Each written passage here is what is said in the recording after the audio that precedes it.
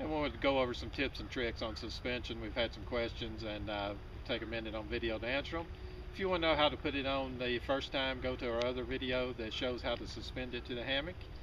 I want to show you the this one right now is about near perfect on the angles. You can see that it's pulling up to the triangle rather than just pulling out. The same thing on the foot end. Foot end's a little closer to the end, but it's still getting a good wrap around. We're going to stop and show you the ends and things, how it is when it should be right, and then I'm going to show you what it looks like when it's wrong. You can see that it's getting a good wrap on the head end, a good seal down the sides. 2 sticks is our model in there. She's a little shorter, so a full-size person would make it seal even better.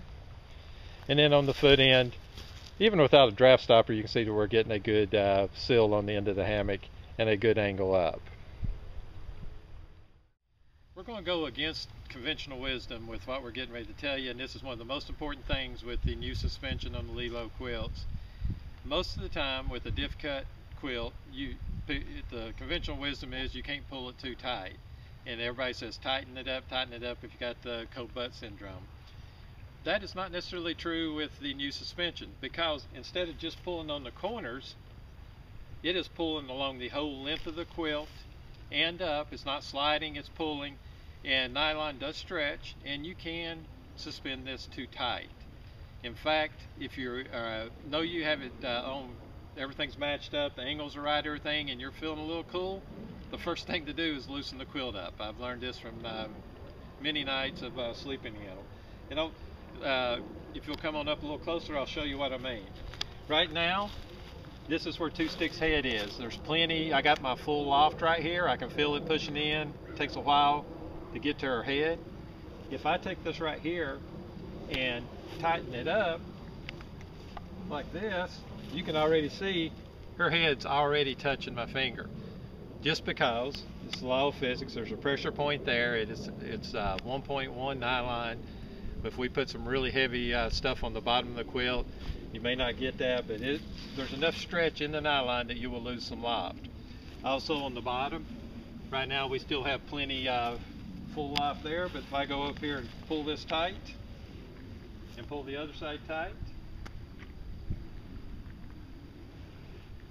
which would be the way most people would do it, just keep pulling it tight. I still have some loft, but I've lost about half of it just by pulling it tight. So if I start loosening these up to the point that I just barely got a seal, I'll actually get full potential of my loft. So if I loosen these 3 back up, I still have the same seal all the way around the hammock. You can see how much I loosened that up? I still have the same seal, but regain all my loft right there. This is not anything new. It just is a result of the new suspension. It seals so well, but it also pulls along the whole length of the ripstop nylon, and it will stretch a little bit, and you'll lose some loft. So when in doubt, loosen it up would be my first guess with the LeighLo quilt. I want to show another way not to do it, and the mistakes that we feel is a mistake. One is a lot of people get it and they won't use the triangle. You don't have to use this particular one. You can make whatever you want as long as it comes over to the top. You can hook to a ridge line as long as it's connected somewhere in here. That's where you want to be. When you connect up to the end of the hammock, that you'll see what happens is this pulls tight, and if you'll come on around here and look, if you start seeing a U shape on this end of the hammock, see how it's forming a U back up instead of pulling up this way, you're in trouble, because right there is your big air gap. So to finish that, I got to keep pulling this, which makes this more U, which you have to keep on tightening, and you're just fighting a losing battle. There's no way to seal that gap up when you're pulling straight out like this. You need to be wrapping the hammock, not doing this.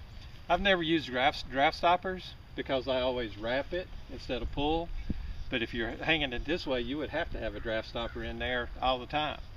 But this is a mistake you don't want to do, is pull out to the end of the hammock to your suspension. You always want to come up somewhere over the top to wrap it.